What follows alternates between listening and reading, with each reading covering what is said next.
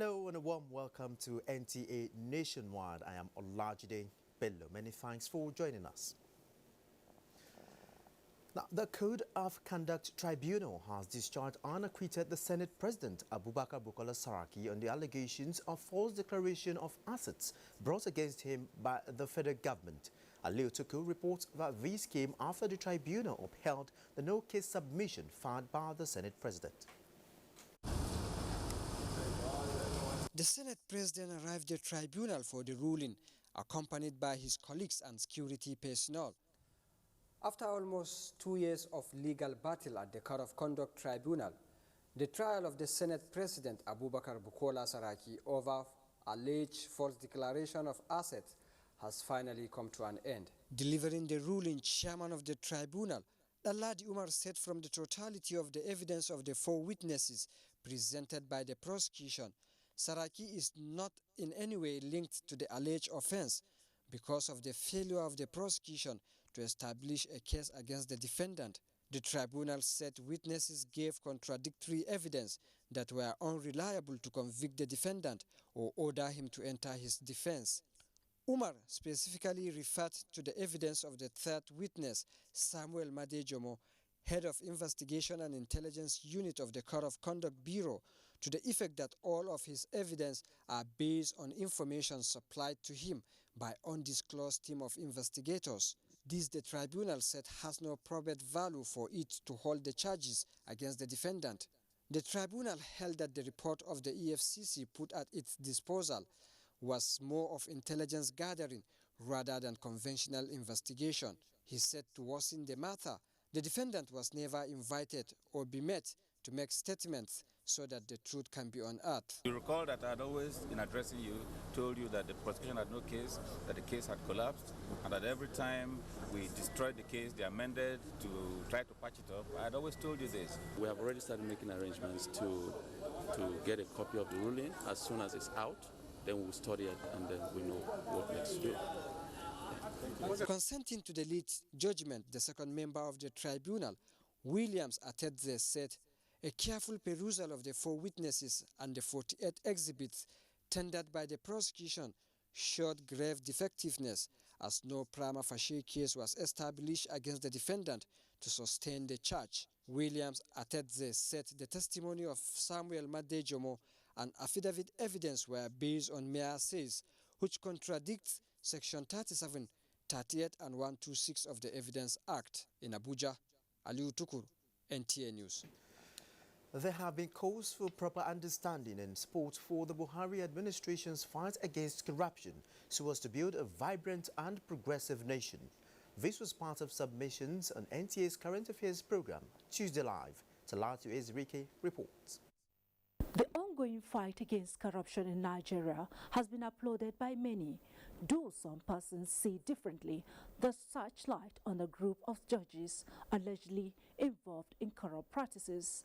Analysts say the action is not to tarnish the judiciary, which has respectable judges, but to reiterate that nobody is above the law in the anti-corruption fight to cleanse the system. This fight against corruption is not a fight of President Muhammadu Buhari, as some people want to make us believe, or APC.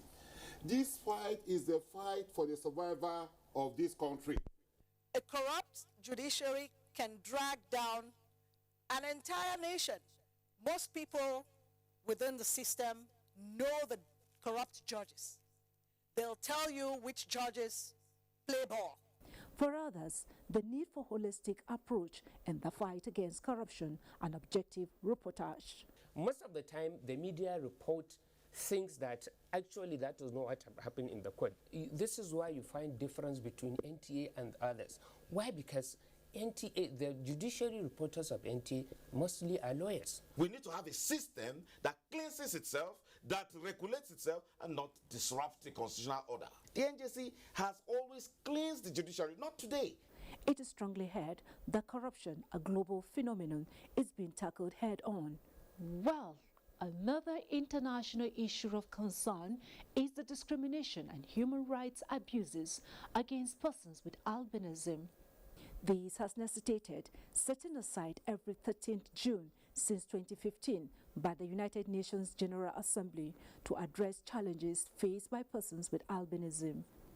Experts say the interest of Nigeria is to guarantee improved access to economic empowerment, education, health, and enabling laws for protection of persons with albinism. I'm happy that Nigeria has not degenerated to the level whereby somebody thinks that cutting off my head and using it for money rituals might give him, instead of naira, give him dollars or euros. Nigeria, that's one case where Nigeria is better than many other African countries. The social class is a problem, and then making sure that those with albinism could be seen, just like we have the maternal and child health sometimes is made free. I want to say something to the mothers of children living with albinism. Love your children, love them because they are blessings. It is generally heard that with proper education of the populace and enabling environment, persons with albinism can live their potential. Talati Ezarike, NTA News. And away from home, Nigeria has picked 3 positions out of 79 on the governing body of the International Labour Organization, ILO, which is its executive arm after decades the country last occupied positions. Nigeria was elected as deputy member, and the government group, Ayuba Waba, was also elected as regular member of the workers group, while Olusegun Oshinowo was elected as the deputy member for the employers group for the period 2017-2020. Emmanuel Ayimiro, covering the conference in Geneva, has details. The governing body of the International Labour Organization is the executive arm and the secretariat of the organization, which meets 3 times in a year to take decisions on ILO policies and agenda of the International Labour Conference and elect the Director General of the ILO. The government group has 6 regular members and 7 slots for deputies, of which Nigeria was elected. The workers group has 14 regular, of which the NLC president Ayuba Waba was elected, while the deputies have 19 members. The employers group has 14 regular, and Olusegun Oshinowo of the Nigeria Employers Consultative Association picked 1 slot from the deputies, which has 19. Nigerian delegates spoke on the benefits.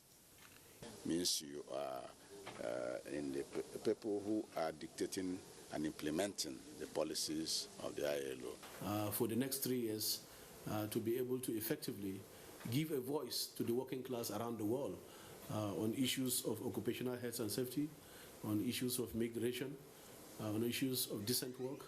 It is expected that now that Nigeria has 3 representatives from the tripartite body on the ILO governing board, serious consideration will be given to the implementation of ILO standards. Within the next 3 years, they will be in office. From Geneva in Switzerland, Emmanuel Ayemiro, NTA News. Back home, moving on now to the legislature. The Senate has called on Nigerians to work towards one nation with a common national identity and destiny. This followed a motion sponsored by Senate leader Ahmed Lawan and co-sponsored by the entire senators. The Senate leader cautioned against the preaching and supporting of primordial affiliation. While contributing, senators commended the spirit of patriotism and nationalism exhibited by most Nigerians in support of the country's journey to nationhood. That the greatest challenge facing Nigeria today is the threat to national unity as centrifugal forces, calls for self-determination, ethnicity and religious intolerance have enveloped national consciousness. Now, the 8th National Assembly is working on a legal framework for infrastructure markets by expanding opportunity for private sector as well as reviving the market rules in line with international best practices. The Senate President, Bukola Saraki, stated this at a one-day roundtable to address the increasing interest rates in Nigeria. National Assembly correspondent Ifeanyi Izumba reports.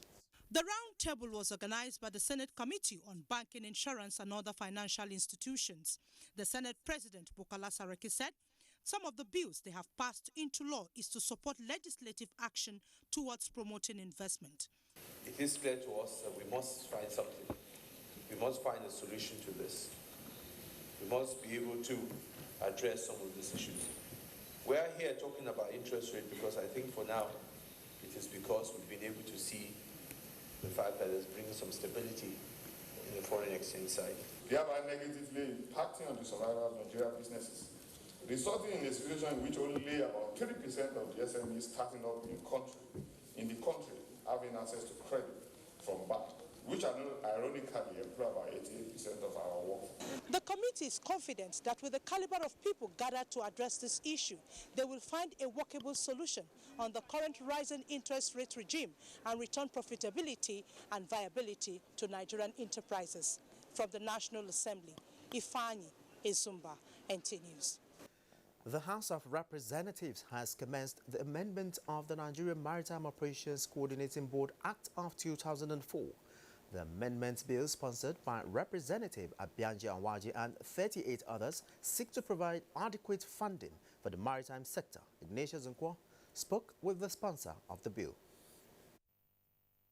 Well, apart from providing adequate funding for the sector, the bill also seeks to establish anti-piracy law that will make the sector more productive, because over time it's been observed that there have been a lot of criminal activities taking place along the coast, and that is what the members of the House of Representatives are trying to ensure, that these activities are put on check. Well, I have the sponsor of this bill with me here. He wants to tell us more on what that bill seeks to achieve. Thank you for joining us. Thank you very much. The amendment to the bill seeks to ensure that Nigeria, as a major player within the maritime industry, with about 854-kilometer coastline, guarantees the safety of life at sea as enshrined in the SOLAS Convention. How do you guarantee the safety of life at sea? You guarantee the safety of life at sea with effective monitoring, effective policing, so that the Nigerian Navy will be up and doing in its own responsibility, protecting the coastal environment of Nigeria. Nigeria is a major player within the Gulf of Guinea. We have had issues and instances of oil theft, illegal oil bunkering, which has affected the economy of this country. Thank you very much for your time. Thank you very much. Well, at today's plenary, the House also passed 3 bills for first reading and then received 10 reports from its committee on public petition. It's now back to the studio. Thank you very much, Ignatius. And away from the legislature, the 2017-2018 phase of the federal government job creation initiative, commonly referred to as NPower, has commenced. The online application portal, which came alive on Tuesday, has witnessed massive activity, leading to many describing it as the hottest online job portal. Blessing Abu has this report. Welcome to www.npower.gov.ng, a job creation and empowerment initiative of the federal government under the Social Investment Program. When the first phase of the program started, over 400,000 applications poured in within 36 hours of the portal opening, with over 1.2 million visiting the site. The story is not different in the 2017-2018 phase, which opened on Tuesday with torrent of applications from graduates and non-graduates rushing to upload their resume. In this new phase, qualified individuals are to visit the portal and apply in a process that has been made simple. Some of the positions available under the NPower Volunteer Corps include NPower Agro, NPower Health, NPower Teach, and NPower Valids, which is a new addition in the NPower initiative. The federal government has continued to assure Nigerians that the program will be conducted transparently. In Abuja, Blessing Abu, NTA News. And Lagos is our first port of call, with Ademola standing by to keep us up to speed with what's trending from that zone. Ademola. Good afternoon and a warm welcome to Lagos. Africans in the diaspora have been urged to come back home and explore the various cultures that have made the continent unique in the world. The call was made by the Senior Special Assistant to the President on Foreign Affairs and Diaspora, Abike Dabiri Erewa, during a press parley in Lagos to sensitize the public on preparation for the 2017 Badagri Diaspora Festival. Lil Lenike has the details. The Badagri Festival is an annual event that reflects the significance of the ancient town during the slave trade era. The festival, which began in 1999, is used to celebrate people's lives, history, and culture. The event showcases the artistic display by masquerades, dancers, beating of sato drum, among other activities. This year's festival, with a theme focusing on diaspora, door to return ceremony, the Senior Special Assistant to the President on Foreign Affairs and Diaspora, Badagri said the festival will enable Africans in the diaspora to identify with their cultures and history. This is going to be a cultural event, an event that will market Lagos and Nigeria, an event that will show the world and how this is a haven for tourism potentials in Nigeria. We are using Badagri as a selling point to drive the festival.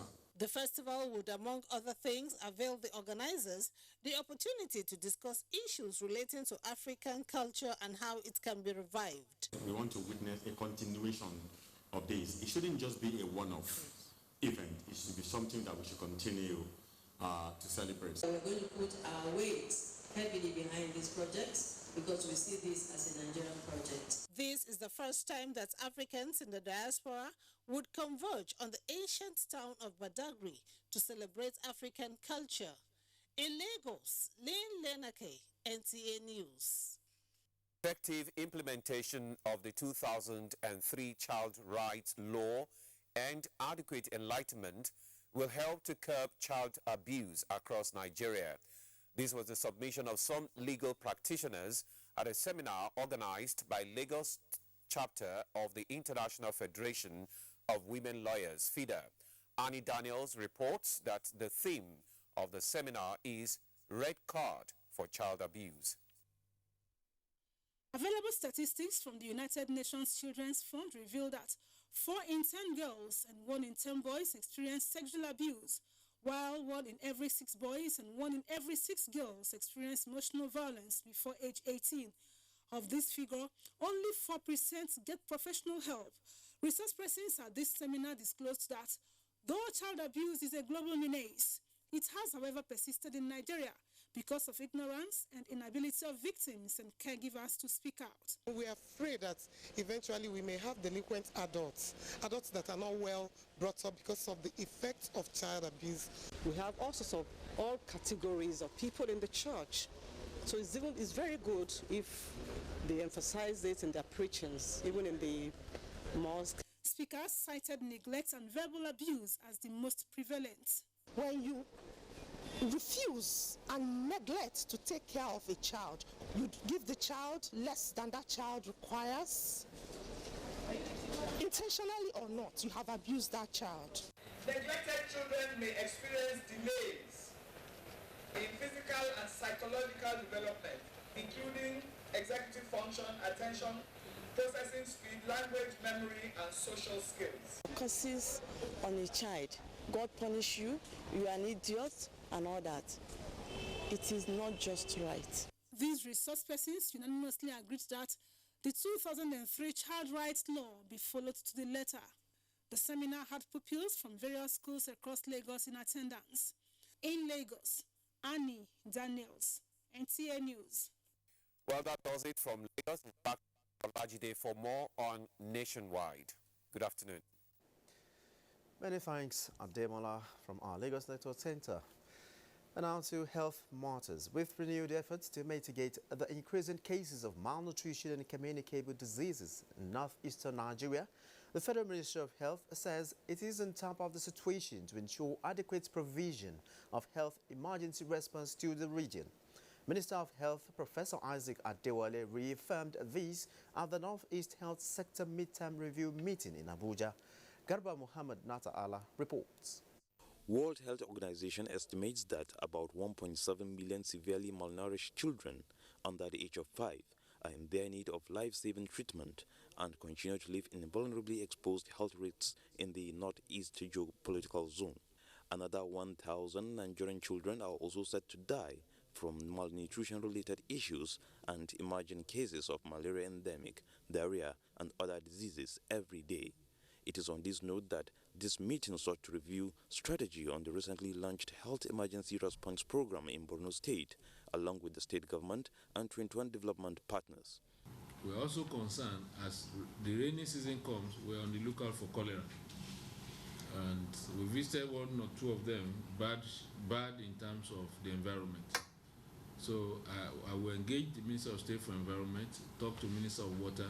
They too should come on board and partner with us. Representatives of different government arms and agencies stressed the need for urgent upkeep of the internally displaced persons and areas to strengthen, especially in the healthcare outreach across affected communities. Our major concern is the very fact that there is a disconnect between what was on paper and what you see on the ground.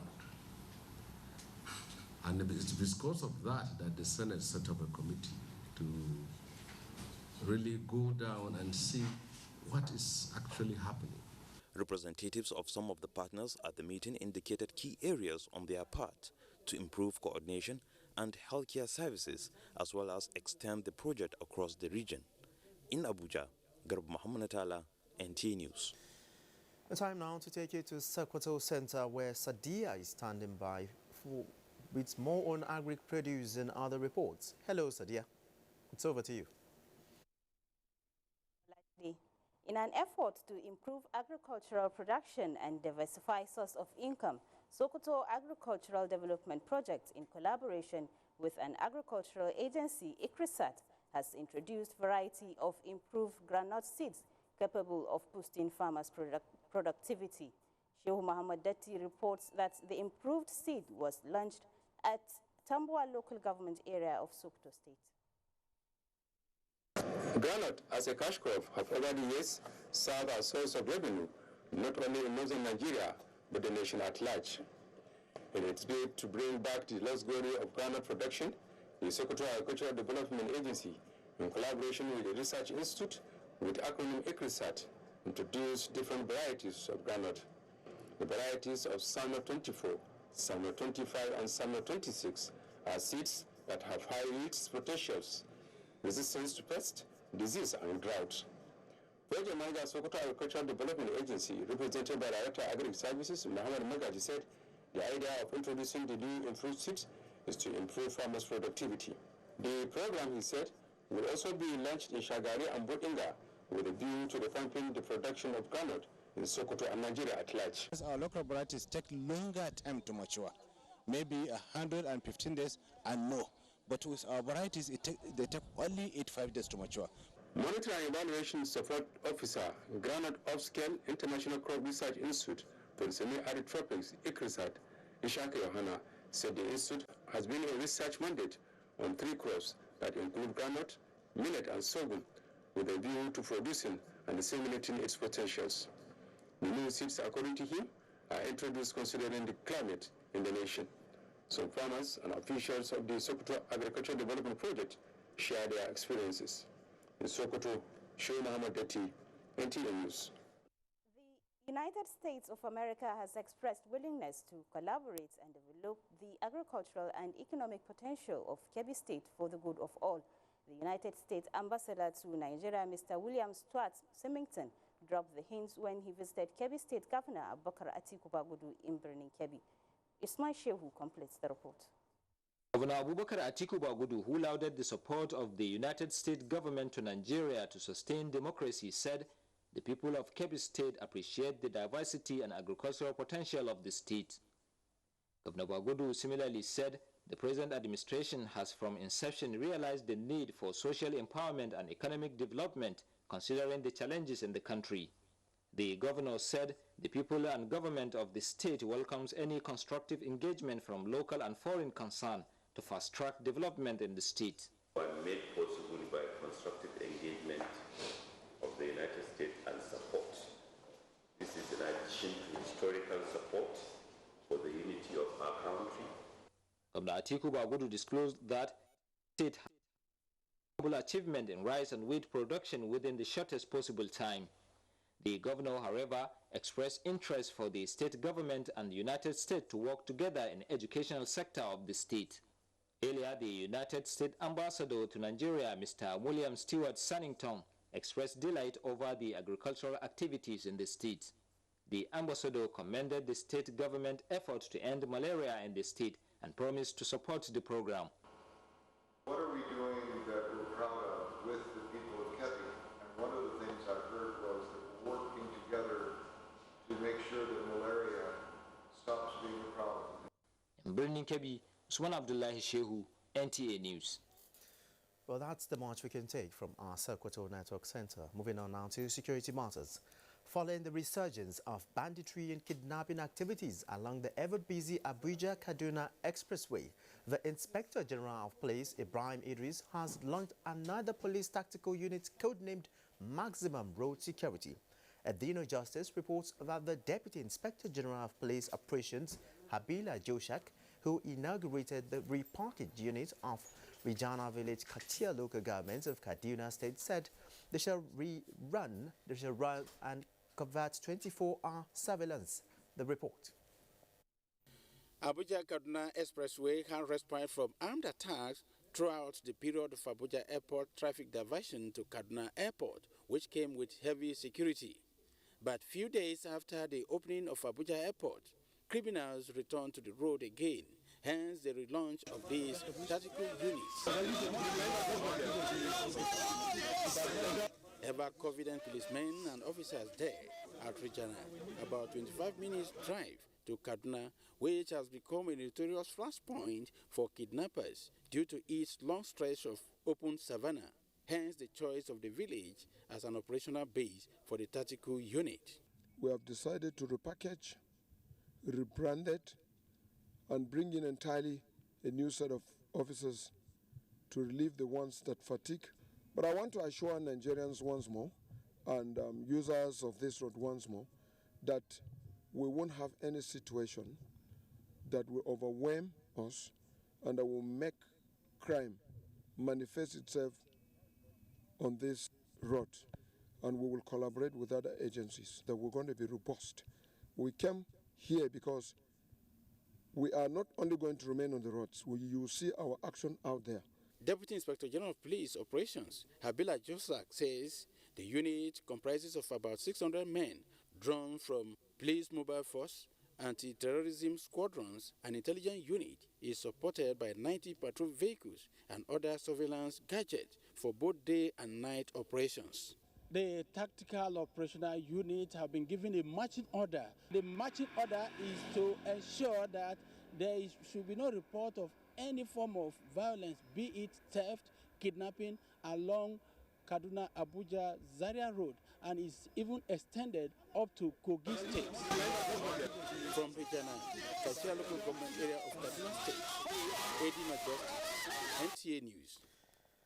The Nigerian Air Force says it is committed to enhancing performance of its personnel through focused and result-oriented training, especially in carrying out interdiction missions in the theater of war. This was re-echoed at the induction of 10 pilots of the Air Force trained in South Africa. Defense correspondent Isaac Nkuma reports. With the insurgency came a test for the Nigerian military in tactical and guerrilla warfare, hence creating a need for adequate interdiction as well as intelligence, surveillance and reconnaissance missions.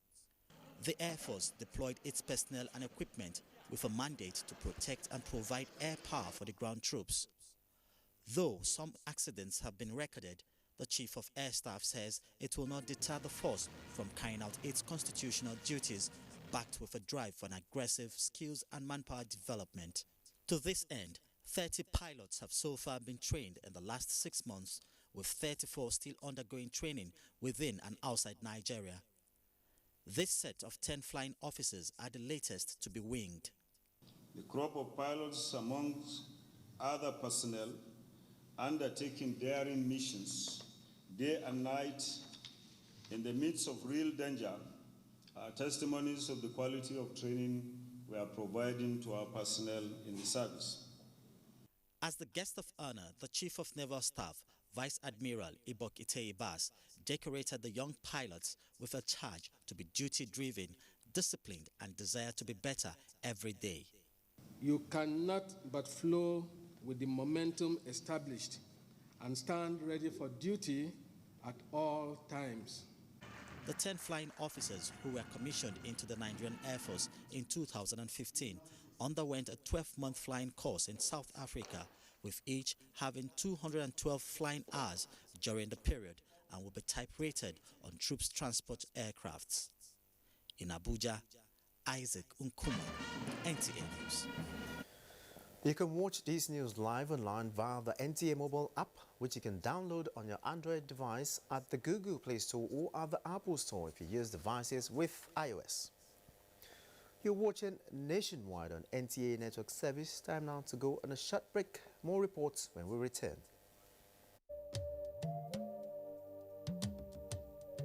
From what we have seen, we have the capacity which we can rapidly develop or feed in ourselves. If we don't import rice, we stop importing corn and other grains, Nigeria will have plenty of money to invest into developing industries, especially manufacturing, textiles and so on, and develop iron and steel, and complement the infrastructure development. So really, the opportunities are virtually limitless, and we are very, very aware of this, and we are prepared to exploit it to the fullest.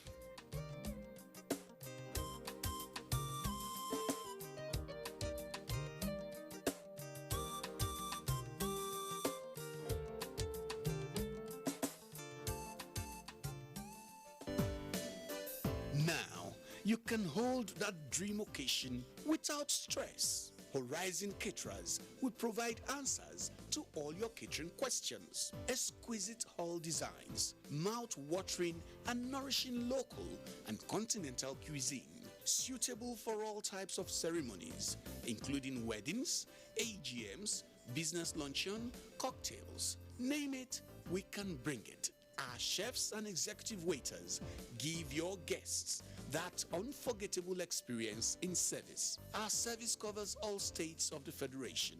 Call us today to book your occasions. 0805-502-9637, 0803-450-9726, 0909-9708-111.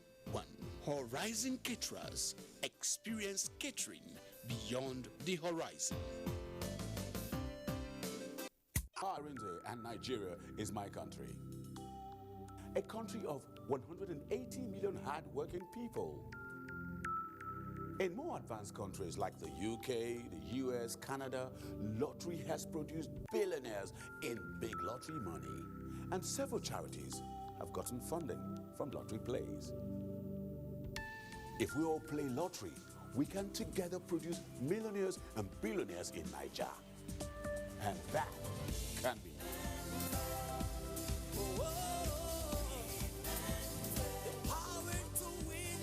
With give and take, everyone who plays with little has equal opportunity of winning big money. Give and take. Win big, live your dreams.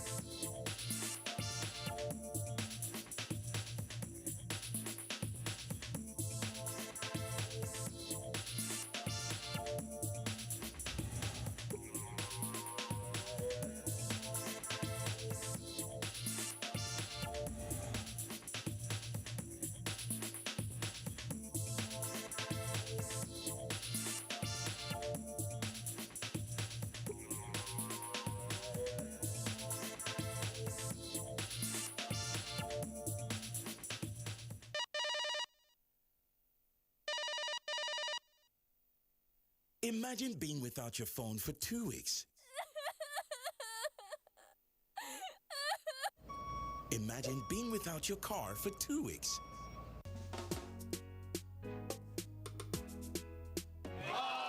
Imagine being without electricity for 2 weeks. Yeah, 2 weeks is definitely a big deal.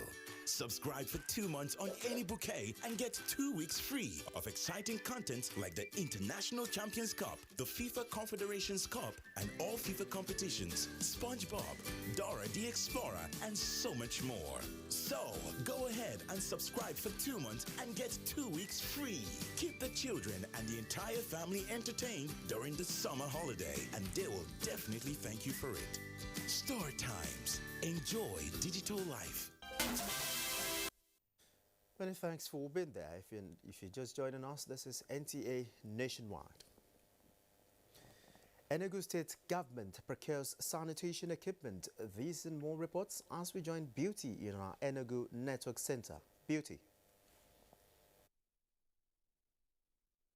Pleasant afternoon to you, Olajide, and welcome to Enugu. In line with the directive of the Minister of Communications, Alhaji Adebayo Shitu, some members of the Implementation Committee inaugurated to see to the setting up of the proposed University of Information and Communications Technology in Nigeria, have inspected the Enugu campus of the university. Chinere Nwoye reports that the committee members expressed satisfaction with the quality of facilities, infrastructure, and level of work done at the site. Earlier in the year, President Muhammadu Buhari indicated his intention to set up an ICT University to get the Nigerian youths deeper into the knowledge and opportunities opened by the ICT. With the approval of the Federal Executive Council, the Honorable Minister of Communications, Alhaji Adebayo Shitu, came up with a master plan which necessitated some members of the Implementation Committee inaugurated to set up the ICT University to inspect the facilities and infrastructure at the existing campus of the Digital Bridge Institute in Enugu. Here are the submissions. Mr. President's own objective actually is that he wants to unleash creativity of the youth. So that's baseline. So it's not going to be about high fees now. It's going to be how do you discover the talented? We are here to see on site all the facilities that are on ground here. We're sure we'll get approval from the Federal Executive Council for this university. And once that is done, the companies, the various companies who have shown interest, would invite them and now get into memorandums of understanding with them. The university will run degree and postgraduate programs.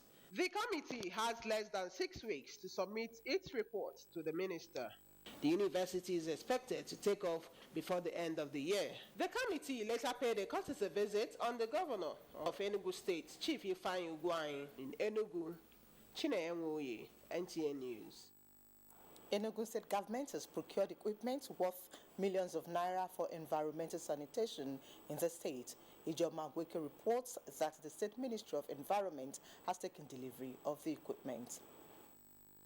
The equipment, which comprises 54 brush cutters and 50 safety boots, is for clearing of grasses within Enugu Metropolis and Nsukka Urban.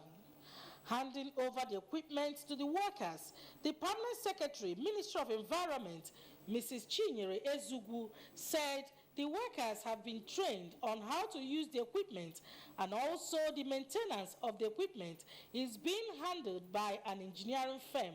She said the move is to ensure a safe environment to avoid health hazards. For now, the sweepers, some of them, especially those at Nsukka, don't have reflective jackets to identify them as road sweepers. So the transporters, please, while you are driving on those highways where they are sweeping, you should take caution so that you don't hit any of the sweepers on the road. She, however, appealed to the people of the state to stop indiscriminate dumping and burning of refuse, always keep a healthy environment, and alert officials of the ministry when necessary to serve them better. In Enugu, Ijoma Gweke, NTA News. That's the much we can take from Beauty in our Enugu Network Center. Moving on now. The need to keep alive the communal culture where the aged received adequate care and protection is at the core of collaboration between the National Human Rights Commission and other agencies. Acting Executive Secretary of the Commission, Mrs. Otia Vrawa, disclosed this during a visit by Dave Omokaro Foundation. Kunle Adeyeye reports. The recent trend where aged persons are isolated among other unfriendly vices was condemned with a renewed quest to ensure protection of rights of old persons. Acting Executive Secretary of the National Human Rights Commission says protection of rights of all regardless of age is the Commission's statutory function. She calls on the society to rise up and begin to treat the aged with dignity. The work of the National Human Rights Commission is promotion, protection, enforcement of human rights. And the elderly in the society are also Nigerians. Dr. M.M. Omokaro advocates proper implementation of the Sustainable Development Goals, which calls for inclusion of all. The foundation wants governments and other organizations to key into this year's Elders Abuse Awareness Day as declared by the United Nations. There is no specific description of what constitutes elder abuse, and that is what we need to get down to.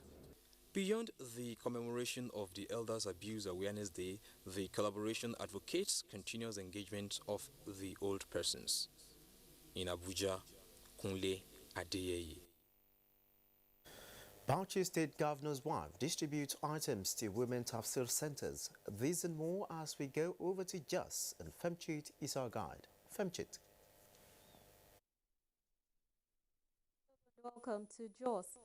The Plateau State House of Assembly says it is working towards having a dynamic and robust house which will transform policies into laws through effective and efficient representation for good governance. Speaker of the House, Peter Aziz, said this at the presentation of the midterm report of the 8th Assembly. Ijomo Zomena tells us more. The State House of Assembly came into existence in October 1979 to allow for the enactment of laws for sustainable democracy on the Plateau.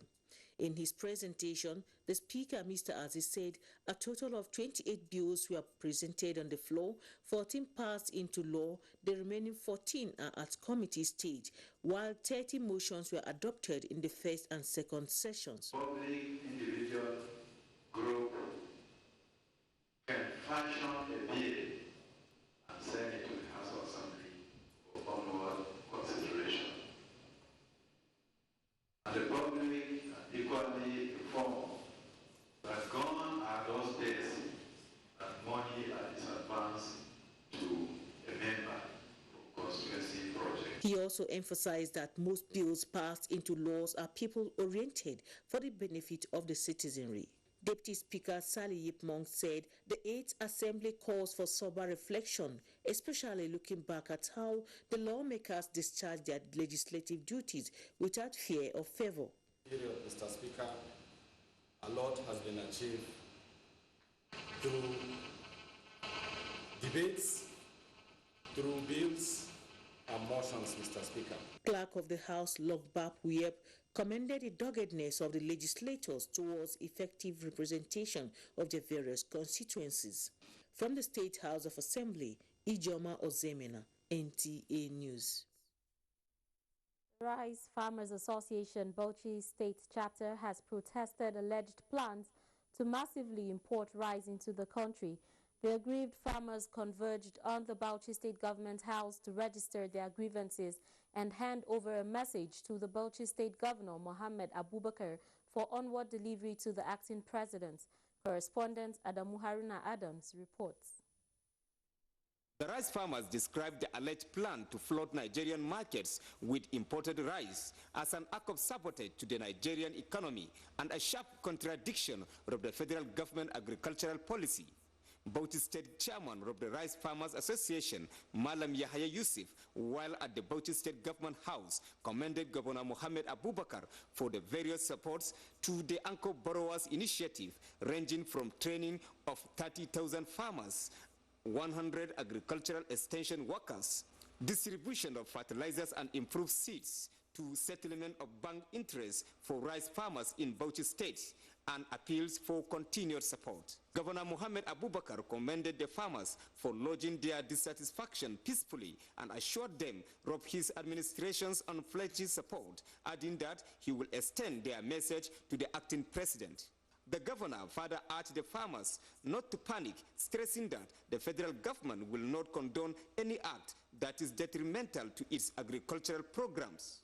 In Bauchi, Adamu Haruna Adams, NTA News.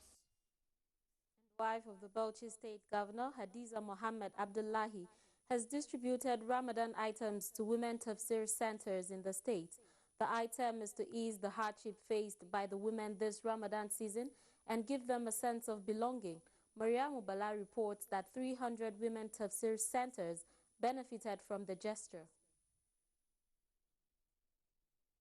Handing over the items to the women in Durum community, which is 22 kilometers away from the state capital, Hajia Hadiza Mohammed Abubakar said government is determined to promote quality lifestyle of women in both rural and urban communities. While calling on Muslim women to rededicate themselves and seek Allah's forgiveness this Ramadan, she stressed that the APC-led government is geared towards positively transforming the lives of women across the state. She requested for transparent process during the distribution, saying the most vulnerable and poor amongst them are her top priority. This year we decided to come here because of the number of women that are here and because we have not been here before, so that they can also benefit from the gesture.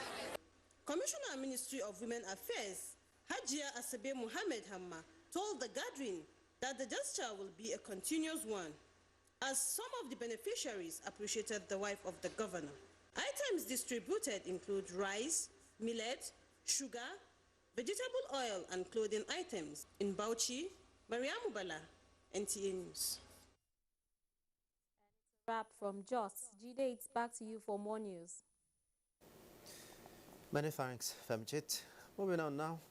The Ufeda Foundation of Nigeria, a non-political organization representing the sons and daughters of Igala land in the eastern part of Kebbi State, has debunked involvement in the agitation for Republic of Biafra. This was at a press briefing by a trustee of the foundation, Mr. Labaran Abalaka in Abuja, pledging its commitment to the unity, growth and development of Nigeria. The report. Refuting the purported map by the indigenous people of Biafra showing Biafran land stretching across the Idoma and Igala land of the northern boundary with Nigeria, the Ufeda Foundation says there was no meeting or any agreement between the Igalas and the leadership of Biafran agitators to include them in the Biafran agenda. Reject the forceful inclusion of Igalas as part of the Republic of Biafra. States that Igala land remains a part of Nigeria and that its sons and daughters will continue contributing to the overall good of our dear country, Nigeria. They added that the Igalas are satisfied being in Nigeria and are contented with the present Nigerian nation and the Buhari-led administration. No such a negotiation has taken place, none is going on, and we are very certain that none will take place.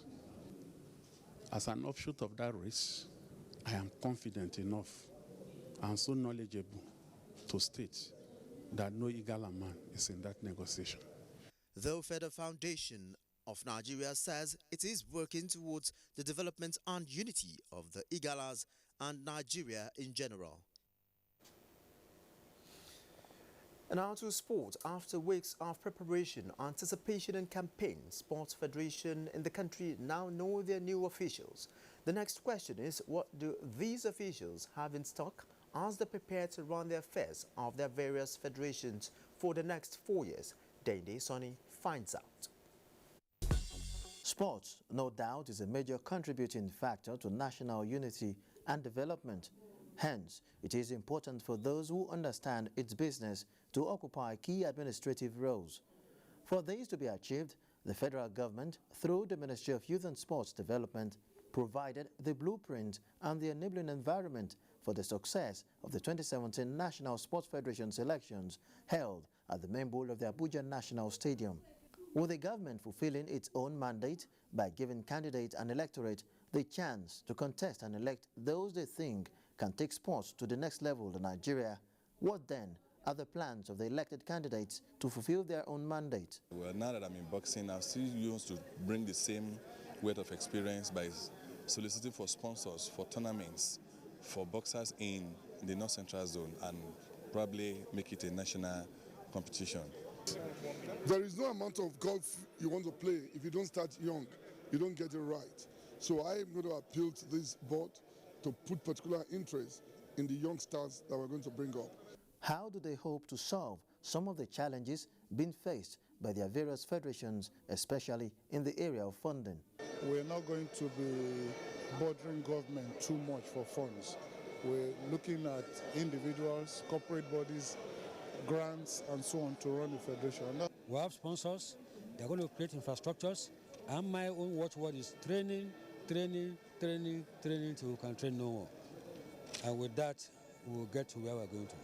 As these elected officials are saddled with the responsibility of piloting the affairs of sport federations in the country for the next 4 years, Nigerians will be looking forward to seeing these crop of administrators deliver on their promises. Dandy Sunny, NTA News. And away from sport, Egyptian parliament approves deal that gives islands to Saudi Arabia, and 6 people died, more than 70 injured, and many unaccounted for after a residential tower block was engulfed overnight in West London. Rescue mission ongoing for possibility of saving more lives from the 24-story building. For more reports, let's join Ronke Kolaole on Global Tidbits. Report says more than 200 firefighters backed up by 40 fire engineers fought for hours to curtail the blaze regarded as one of the biggest seen in central London in history. Eyewitness accounts said victims were screaming for help, while some residents tried to throw their children from upper floor windows to safety as flames raced through the high-rise Creamfield Tower block of 120 flats in the North Kensington area of London. The cause of the fire outbreak is yet to be identified.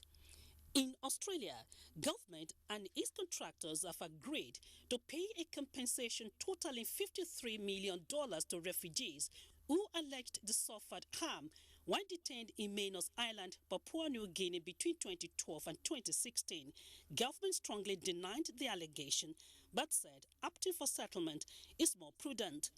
The Egyptian parliament, in a majority vote in a general session, has approved the maritime border demarcation deal that places 2 Red Sea islands in Saudi Arabia's territorial waters. The deal had faced a number of legal challenges since it was announced in April 2016.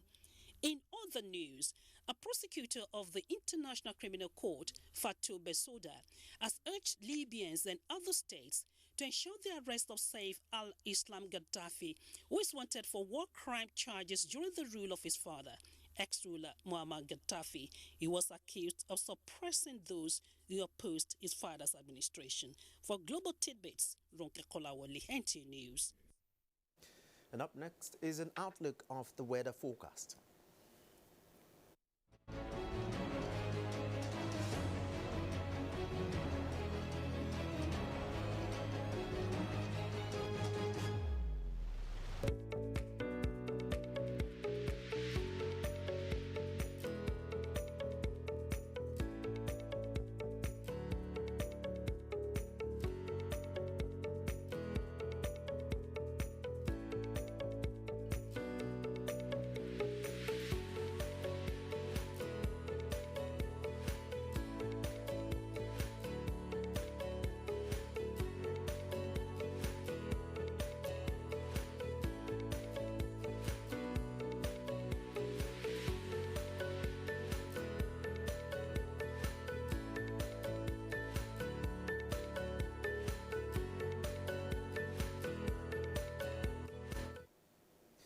And before we go, a quick reminder that you can watch all our stories and much more when you log on to our website, www.nta.ng. And that's it on NTA Nationwide. Thanks for being a part of it. I am Olajide Bello. Enjoy the rest of your day.